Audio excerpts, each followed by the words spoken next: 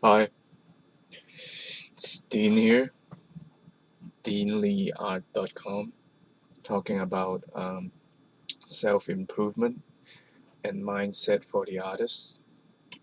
So today we're talking about what happens about what happens after your leap of faith, right? Mindsets before you leap, right? Being a guy that has done it twice, two leaps so far, still alive, I might have something valuable to share. All right, let's get into it.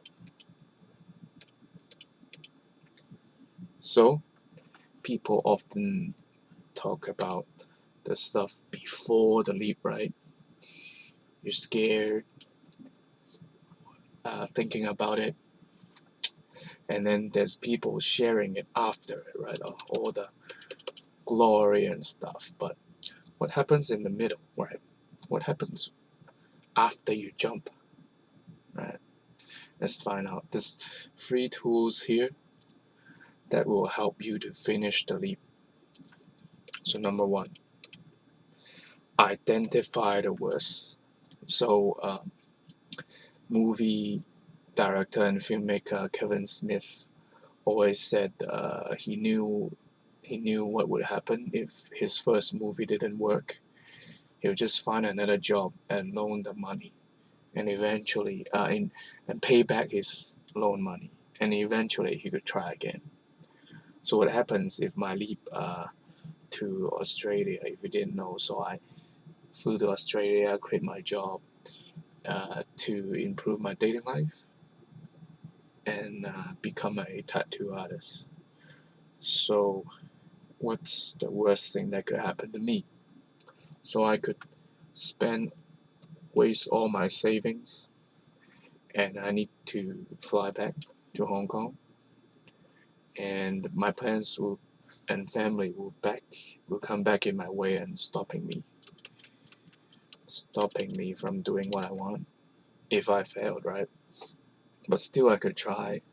I could still talk to girls here and train my game and find and become a tattoo artist here, right? Of course, it will be harder without savings and people in your way, but it's not that bad.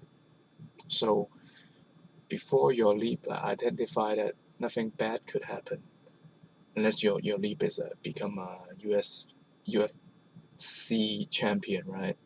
You probably will be being beaten up very bad, but other than that, you're good, right? So number one, identify the worst. Number two, lower your expectations. So you heard me saying about we're all about setting big goals and stuff, but why lowering your expectations, right? Actually, they're like the same concept, but yin and yang in different directions. So knowing the both and keeping a balance would be most beneficial to you, in my view, anyways. It worked out for me, and I suggest you view it in that way. So, what does lowering your expectation could do for you? So the most important thing is it keeps the ball rolling, keeps you in still in the game, so to speak, and then not giving up day one. So if your day one goal is for meeting girls is I'm gonna talk to 10 girls a day, nah, likely not gonna happen. And then you're gonna give up the next day because it's really hard. Versus maybe when I just started, I just talked to one person on the street. That's it. Not it doesn't have to be a girl. And then eventually I talked to 3 person, 5 person, 10 person. Like 10, that doesn't happen that often because at that time I knew the value of I practiced the instant date pretty well then. I'll like at the end it will look like 1, 2, 3 instant date, and then 4 or 5 instant date and something like that. And that's what it looks like. I'll tell you if you try, if you know what you're doing, right? So it will lower your chances of quitting. and not quitting is half the game, is winning half the game, not quitting on your goals, right? So number 3, enjoy the journey. Now thinking back, the most enjoyable and fun moments are not the moments when I get the results, really. So it's like a whole night out, and then the gang got sit down. No one, some pulled, some didn't, right? And then we're sharing about the day, eating tacos, sharing funny stories, like who got bust out the worst today. And there was this funny guy called Swahi in our group. Yeah, he always had funny stories. And I remember one time he asked us to borrow cab money, so he went home with the girl on the cab, and then technically the girl kicked him out, right? And then he has no money to go home, and he walked all the way from the suburbs back to the city. Stories like that, like very funny, very valuable memories, right? They're technically priceless. And then it was like me working with my mentor and my friend, right? On working on my tattoo skills, working up on my first tattoo that I could do it on people, and then the first piece of great work I actually did, and the people thanking me, right? The people thanking me for doing it, priceless, great memories.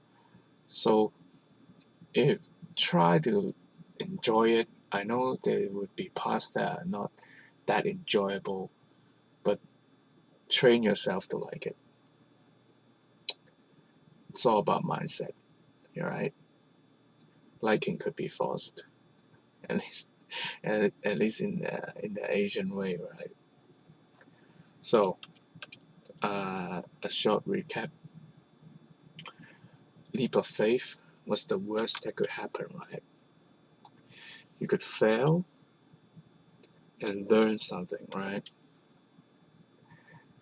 And even you could gain experience on what you like, or maybe you don't like it, and you knew you could pick something else, or be on your original path, or live a boring life and always wondering what would happen if you did the leap, and then you'll probably regret it for life.